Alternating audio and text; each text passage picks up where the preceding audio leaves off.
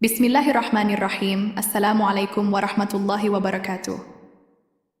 Alhamdulillah wassalatu wassalamu ala Rasulillah wa ala alihi wa syahbihi wa mawalah. Amma ba'du. Sahabat Kang Herman yang dirahmati Allah, apa kabarnya hari ini? Semoga kita semua senantiasa berada dalam lindungan dan rahmat Allah Subhanahu wa taala. Pada kesempatan yang berbahagia ini, insya Allah kita akan memulai sebuah perjalanan ilmu yang sangat luar biasa, yaitu mengkaji salah satu kitab dasar dalam ilmu nahwu yang sangat masyhur, yaitu Matan al-Ajurrumiyah. Ini adalah kunci agar kita bisa memahami Al-Quran dan hadis Nabi Shallallahu Alaihi Wasallam dengan lebih baik. Mari kita buka lembaran pertama kitab ini dengan penuh semangat dan niat yang tulus karena Allah. Al-Imam Asy-Syanhaji rahimahullah memulai kitabnya dengan sebuah bab yang sangat fundamental, yaitu bab al-kalam. Beliau berkata, Al-kalamu huwal lafzul murakkabul mufidu bil wadhi. Mari kita ulangi bersama-sama. Al-kalamu huwal lafzul murakkabul mufidu bil wadhi. Apa artinya? Mari kita bedah satu persatu agar kita paham betul apa yang dimaksud dengan kalam dalam kacamata para ulama nahwu. Kalam, secara sederhana dalam bahasa kita, bisa diartikan sebagai kalimat yang sempurna. Menurut Imam Asy-Syanhaji, sebuah ucapan baru bisa disebut sebagai kalam jika memenuhi 4 syarat. Ingat ya, ada 4 pilar utama. Jika salah satunya saja tidak terpenuhi, maka ucapan itu belum bisa disebut sebagai kalam yang sempurna menurut ilmu nahwu. Syarat pertama adalah al-lafzu. Apa itu lafaz? Lafaz adalah suara yang keluar dari lisan kita, yang mengandung sebagian dari huruf-huruf hijaiyah, mulai dari alif sampai ya. Jadi, kalau misalnya ada suara, tapi bukan huruf hijaiyah, seperti suara ketukan pintu, suara angin, atau bahkan isyarat tangan seperti melambaikan tangan, itu semua bukan lafaz. Jadi syarat pertama, kalam itu harus berupa ucapan yang keluar dari mulut kita, dan tersusun dari huruf hijaiyah. Contoh lafaz, misalnya saya mengucapkan Zaidun, Kitabun, Qara'ah, ini semua adalah lafaz. Jelas ya untuk syarat yang pertama, harus berupa suara yang memiliki huruf. Sekarang kita masuk ke syarat yang kedua, yaitu al-murakkabu. Murakkab artinya tersusun. Maksudnya, ucapan itu harus tersusun minimal dari 2 kata atau lebih. Jadi, kalau saya hanya mengucapkan 1 kata saja, misalnya saya bilang Zaidun, Zaid, lalu saya diam. Apakah orang yang mendengar paham maksud saya? Belum tentu. Zaid kenapa? Mau makan? Mau tidur? Mau pergi? Belum jelas. Maka, ucapan Zaidun saja, meskipun dia adalah lafaz, belum bisa disebut kalam karena belum murakkab, belum tersusun menjadi kalimat. Supaya menjadi murakkab, kita harus menambah kata lain. Contohnya, kita katakan Zaidun qa'imun, Zaid berdiri. Nah, ini sudah tersusun dari 2 kata, yaitu Zaidun dan qa'imun. Contoh lain dalam Al-Quran, Allahu Akbar, Allah Maha Besar, ini tersusun dari 2 kata. Atau Alhamdulillah, segala puji bagi Allah, ini juga tersusun dari beberapa kata. Jadi, syarat kedua harus tersusun minimal dari 2 kata. Baik, sudah 2 syarat kita pahami, lafaz dan murakkab. Sekarang syarat yang ketiga, dan ini sangat penting, yaitu al-mufidu.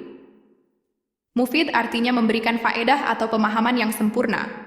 Maksudnya, ketika seseorang mengucapkan kalimat itu, pendengar sudah paham maksudnya, dan tidak lagi menunggu kelanjutan kalimatnya. Orang yang mendengar sudah merasa cukup, dan tidak bertanya-tanya lagi. Mari kita kembali ke contoh tadi. Zaidun qa'imun, Zaid berdiri. Ketika saya mengucapkan ini, sahabat semua langsung paham. Oh, Zaid sedang berdiri. Tidak ada lagi pertanyaan, kenapa Zaid? Pesannya sudah sampai. Ini yang disebut mufid. Sekarang coba kita bandingkan dengan contoh lain. Misalnya saya berkata, In qama Zaidun, jika Zaid berdiri, lalu saya berhenti tidak melanjutkan bicara. Nah, kalimat ini sudah lafaz, karena berupa ucapan. Sudah murakkab juga, karena tersusun dari 3 kata. Tapi, apakah sudah mufid? Tentu belum. Sahabat pasti akan bertanya, lalu kenapa kalau Zaid berdiri, apa yang akan terjadi? Karena kalimatnya masih menggantung, masih membutuhkan jawaban, maka ini belum bisa disebut sebagai kalam yang sempurna, karena belum memenuhi syarat al-mufid. Jadi, mufid itu kuncinya. Pesannya tuntas, pendengar paham, dan tidak menimbulkan pertanyaan lanjutan karena kalimatnya belum selesai. Nah, sampai di sini kita sudah punya 3 syarat. Lafaz, murakab, dan mufid. Sekarang syarat yang terakhir yang keempat, yaitu bil wad'i. Para ulama memiliki beberapa penafsiran mengenai makna bil wad'i ini. Namun, penafsiran yang paling masyhur dan paling mudah kita pahami ada 2. Makna pertama, bil wad'i artinya adalah disengaja. Jadi, kalam itu adalah ucapan yang diucapkan dengan kesadaran dan kesengajaan. Kalau ada orang yang sedang tidur, lalu dia mengigau. Misalnya dia mengigau, ana ja'yun, saya lapar. Meskipun ucapannya itu lafaz, murakab, dan mufid, tapi karena diucapkan tanpa sengaja saat tidur, maka itu tidak termasuk kalam dalam definisi ilmu nahwu. Begitu juga ucapan orang yang sedang mabuk atau hilang akal, tidak dianggap kalam karena tidak diucapkan dengan sengaja. Makna kedua, dan ini yang paling sering digunakan, bil wad'i artinya adalah menggunakan bahasa Arab. Maksudnya, susunan kalimatnya itu memang sesuai dengan kaidah dan peletakan kata yang telah disepakati oleh orang Arab. Kenapa harus bahasa Arab? Karena ilmu nahwu ini pada dasarnya adalah ilmu untuk memahami tata bahasa Arab. Jadi, yang menjadi objek kajiannya tentu saja adalah kalimat-kalimat dalam bahasa Arab. Jadi kalau ada kalimat dalam bahasa Indonesia seperti saya sedang belajar, walaupun memenuhi syarat lafaz, murakab, dan mufid, tapi dalam konteks ilmu nahwu, ia belum bisa disebut kalam yang menjadi objek pembahasan karena ia tidak bil wad'i al-arabi atau tidak menggunakan tata bahasa Arab. Jadi mari kita simpulkan sekali lagi sahabatku. Kalam menurut para ahli nahwu adalah ucapan yang memenuhi 4 syarat, yaitu pertama, al-lafzu berupa suara yang mengandung huruf hijaiyah. Kedua, al-murakkabu, tersusun minimal dari 2 kata. Ketiga, al-mufidu, memberikan pemahaman yang sempurna dan tidak menggantung. Dan keempat, bil wad'i, diucapkan dengan sengaja dan menggunakan kaidah bahasa Arab. Mari kita ambil satu contoh sempurna yang memenuhi semua syarat. Misalnya kalimat qad qamatis shalah, syalat telah ditegakkan. Mari kita uji, apakah ini lafaz? Ya, karena ini adalah ucapan yang tersusun dari huruf-huruf hijaiyah. Apakah ini murakab? Ya, tersusun dari beberapa kata. Apakah ini mufid? Ya, kita semua paham maksudnya tanpa perlu kelanjutan kalimat. Apakah ini bil wad'i? Ya, ini adalah kalimat bahasa Arab yang diucapkan dengan sengaja. Karena keempat syarat terpenuhi, maka qad qamatis shalah adalah contoh sempurna dari sebuah kalam. Subhanallah. Dari satu baris definisi saja, kita bisa belajar begitu banyak hal yang detail dan mendalam. Inilah keindahan ilmu para ulama kita. Mereka menyusun kaidah dengan begitu rapi dan presisi agar kita, generasi setelahnya, bisa mempelajari agama ini dengan lebih mudah dan benar. Memahami apa itu kalam adalah gerbang pertama kita untuk bisa menyelami samudra ilmu nahwu yang luas. Dengan memahaminya, kita akan lebih mudah untuk mengidentifikasi mana kalimat yang sempurna dan mana yang bukan, yang nantinya akan sangat berguna saat kita mencoba memahami ayat-ayat Al-Quran dan hadis-hadis Nabi. Sahabat setia channel Kang Herman yang insya Allah dirahmati Allah. Setelah kita mempelajari definisi kalam menurut ulama ilmu nahwu, yang tujuannya agar kita mampu membedakan mana kalimat sempurna dan mana kalimat yang belum sempurna. Mari kita luangkan waktu sejenak untuk merenungi makna kalam lebih dalam, agar kita dapat mempraktekkan ilmu ini dalam kehidupan kita sehari-hari. Tujuannya agar kita lebih bijak dalam memaknai hidup ini. Sebagaimana telah kita jelaskan di awal pertemuan ini bahwa Imam Ash-Shanhaji dalam karyanya yang abadi ini mendefinisikan kalam dengan sangat indah. Beliau berkata, Al-kalamu huwal lafdhul murakkabul mufidu bil wada', yang artinya kalam adalah lafaz yang tersusun, memberikan faedah atau pengertian yang sempurna, dan diucapkan dengan sengaja menurut kaidah bahasa Arab. Mari kita bedah makna ini lebih dalam. Kalam, menurut para ulama, bukan sekadar rentetan kata. Ia adalah sebuah ucapan yang sempurna maknanya. Sebuah kalimat yang ketika diucapkan, pendengarnya dapat memahami pesan yang dimaksud tanpa perlu bertanya-tanya lagi. Jika sebuah ucapan belum memberikan pengertian yang utuh, maka ia belum bisa disebut sebagai kalam dalam terminologi nahwu. Sekarang, mari kita tarik hikmahnya ke dalam kehidupan kita. Konsep kalam ini ternyata bukan hanya tentang tata bahasa. Ia adalah cerminan dari cara kita memaknai hidup. Sebagaimana sebuah kalimat harus sempurna maknanya, begitu pula amal kita. Amal kita baru akan disebut bermakna jika ia tersusun rapi dengan niat yang benar, dilaksanakan dengan cara yang tepat, dan memiliki tujuan yang jelas menuju ridha Allah.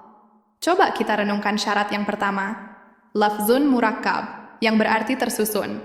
Ini mengajarkan kita tentang pentingnya keteraturan, disiplin, dan struktur dalam segala hal. Hidup yang tidak teratur, yang serampangan tanpa rencana, akan sulit untuk memberikan makna yang mendalam, baik bagi diri sendiri maupun orang lain. Hidup yang tersusun dengan baik akan melahirkan makna yang agung. Lalu syarat kedua, mufidun, yang berarti memberi faedah atau bermakna. Ini adalah pengingat yang begitu kuat bagi kita semua. Setiap kalimat yang keluar dari lisan kita seharusnya membawa manfaat, menyebarkan kebaikan, memberi ilmu, atau menyejukkan hati.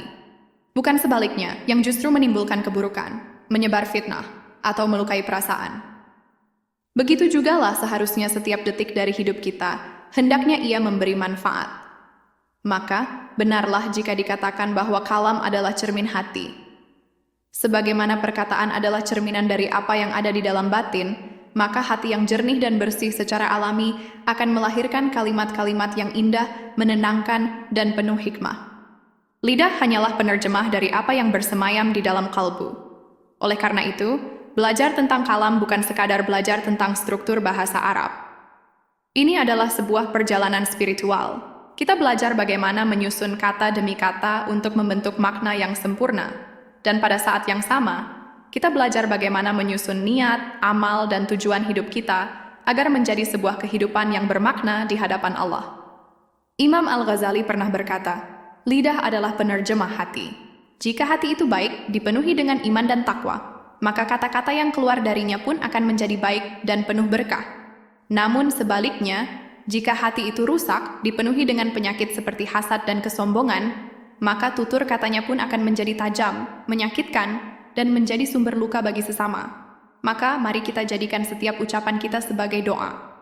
Jadikanlah setiap kalimat yang kita rangkai sebagai sebuah jembatan yang membawa kita lebih dekat kepada Allah.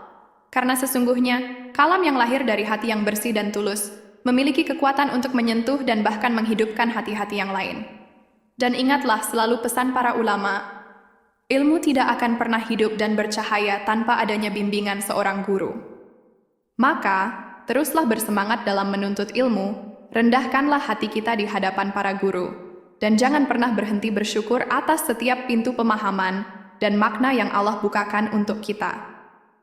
Sahabatku, mari ikuti terus kajian kitab Jurumiyah di channel Kang Herman ini, agar kita mampu mendeteksi kalimat sempurna dalam bahasa Arab dan mampu mengiringi setiap kalimat yang kita ucapkan dengan ilmu. Karena kalimat yang lahir dari ilmu, insya Allah akan menumbuhkan kehidupan di dalam jiwa. Semoga apa yang kita pelajari hari ini menjadi ilmu yang bermanfaat, menjadi pemberat timbangan kebaikan kita di yaumil akhir kelak, dan semoga Allah senantiasa memberikan kita taufik dan kemudahan untuk terus belajar. Insya Allah pada pertemuan berikutnya kita akan melanjutkan ke pembahasan selanjutnya dari kitab yang mulia ini. Jangan lupa ya sahabatku, untuk terus mengulang-ulang pelajaran yang sudah kita bahas, agar semakin lekat di ingatan kita. Terima kasih banyak atas perhatiannya, mohon maaf atas segala kekurangan. Jika ada yang ingin ditanyakan, jangan ragu untuk menuliskannya di kolom komentar. Dan jangan lupa untuk terus mendukung dakwah ini dengan cara menekan tombol subscribe channel Kang Herman, agar kita bisa terus belajar bersama.